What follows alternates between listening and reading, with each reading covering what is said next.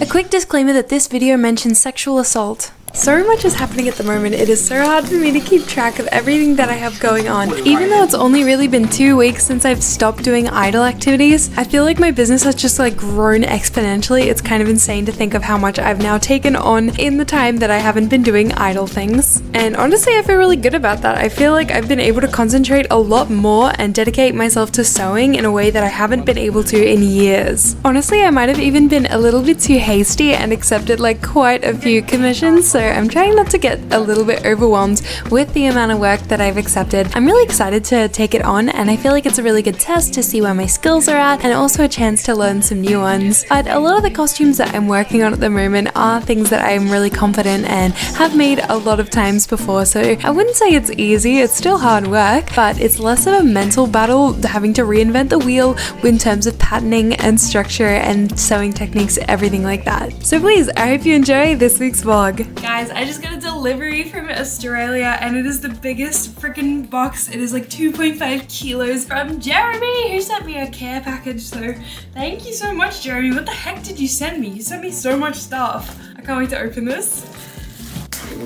Oh my gosh. Oh my god, there's so much in here. What? No way. Oh my god, Jeremy. This is amazing. Oh my gosh. Okay, so Jeremy has sent me shapes, some coffee, some Vegemites, Tim Tams, Alan snakes. Oh my gosh, there's so much in here. Oh, and a little note. I can't wait to read this. Ooh! Oh my gosh. Wait, these smell so good. Bruh. Oh my gosh. What? Popcorn, microwave popcorn! That's so sweet! Oh my gosh. I've been gathering things to send Jeremy as well. I asked him for this licorice tea because, oh my god, it's my favorite tea. Literally yesterday I ran out of my herbal tea, so thank you so much. I'm gonna cry as I read these notes. Aww. Kelly, oh, it's from Kelly and Louise. Oh my gosh, from Team Brazil that I met at WCS. It's Brazilian coffee. What?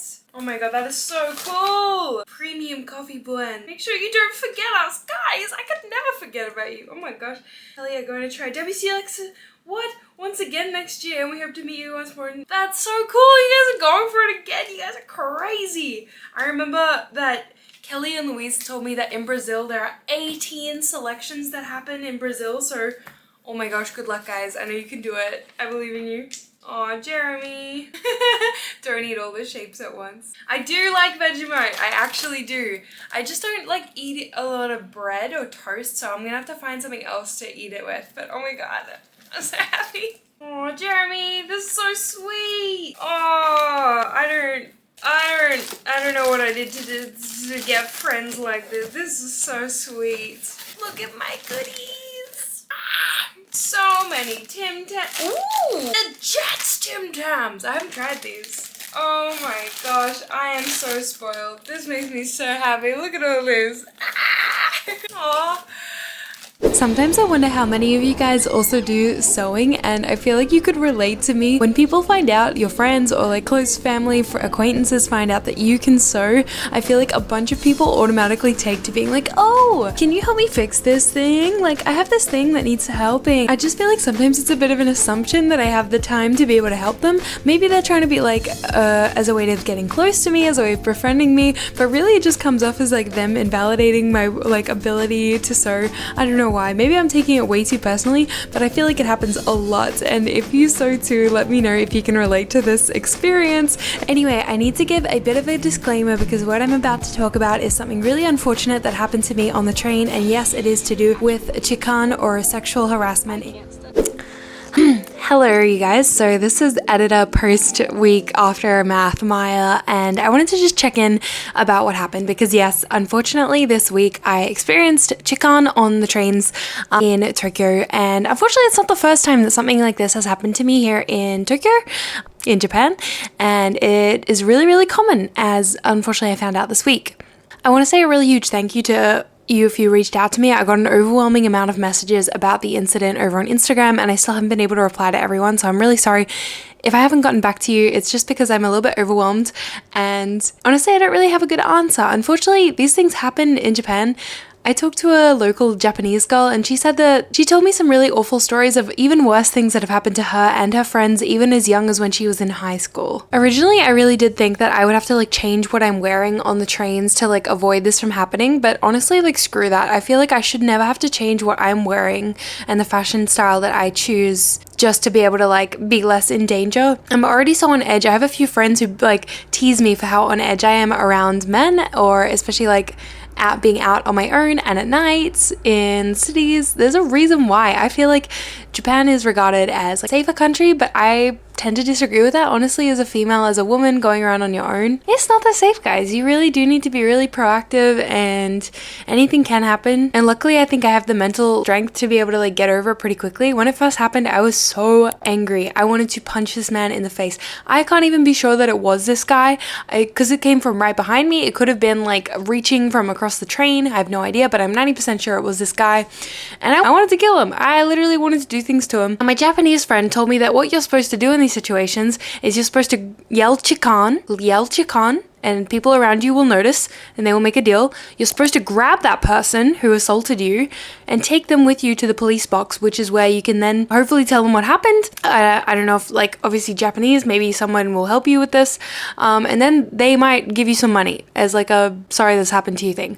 The friend that I talked to said that it's around 2만 yen, so around 200 Australian dollars, which look, at the end of the day, it's not the worst thing. You get a little bit of money, but like, I don't know if there's any criminal charges that are filed. So I'm not that, it sounds shitty to me, but I'm not going to let this like hold me back and like ruin my day or life for that matter. I really am going to just move on from this. Shitty that happened. I'm not going to be like extra antsy and scared around men in the streets and especially on the trains. Oh my God. I've been like trying to take loops as you might have seen this week. I, ended up taking the bike instead of taking the train and just trying to avoid riding at rush and peak hours when the trains are really busy, which is also shitty. It shouldn't affect when I'm traveling throughout my day, but it is now something that plays into my mind. And I even considered for a second, I was like, what if I make some clothes that have like fucking armor built into the front and back of it so that nobody can just get their hands in there? Like seriously, I should not have to consider this.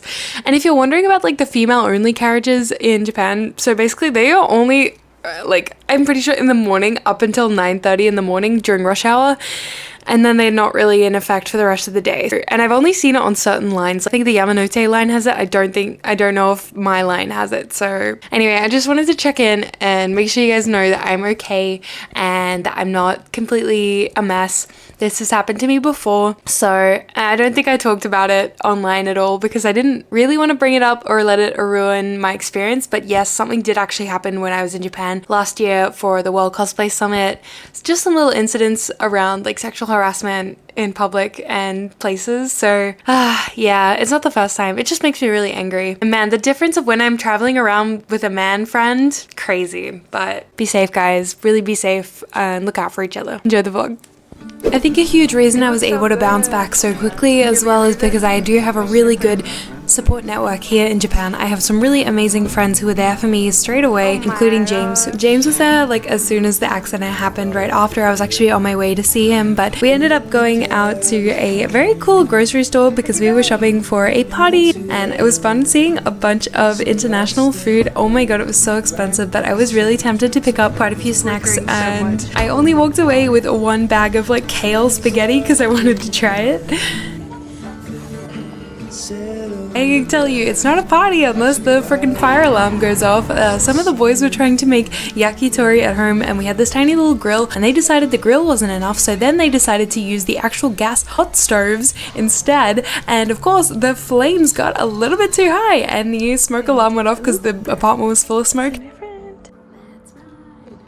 I'm also really lucky to have some amazing Australian friends here, including my cosplay uncle senpai Kay, who, if you know WCS, actually won in 2019 with her partner Will, and she hosted me over with a bunch of other orphaned Australians for a Aussie snack party. Oh, I don't know if it was like very Aussie, but we turned it Aussie because all of us are Aussies. I feel like I can really confidently say that I am really enjoying living in Japan, and even though my visa is actually only valid until like if I get all my extensions, August 2025. Now I'm starting to look into like the possibility of maybe staying longer than that. I don't know if I want to like settle down here, but like I do want to consider like what my options are, whether I'd be like okay with studying again to become a student, or if I feel like going somewhere else, you know, like maybe I want to live in Austria a bit for where my family live, or somewhere else in Australia. I'm starting to like try and think about things in the longer picture because I think it helps inform a lot of my day-to-day more mundane decisions. Another thing I can't believe I got to do this week, I feel so lucky, but a lovely friend of mine, 𝐸∫ Music, invited me out to Haute Couture Cafe in Nakameguro, and I've only really just heard about this cafe. Apparently you have to book months in advance to get in, and the current theme that they have at this location is ajisai, which I love. Like I said in my last vlog, I was talking how much I love hydrangeas. Well, this time I got to try an entire brunch that was all hydrangea themed, and I actually have never ever done a high tea before in my life. This is the first time I've ever done something so fancy, and to me it just feels like such a luxurious experience. As somebody who grew up really never going out that much, we only really went out when I was a kid for like a birthday, maybe here and there, but even like Christmases and stuff, we spent at home. We never really went out. So being able to afford to go out here in Japan is really like a mind-opening experience. I still feel like the cosplayer, you know, cosplaying as a rich person. Like I don't feel like I blend in, and I feel like the things that I get to experience here are quite magical, and that I'm getting to live a whole new lifestyle than what I knew growing up as a kid. But that's all for this week's vlog. Please again stay safe out there, and I'll see you guys next week. Bye!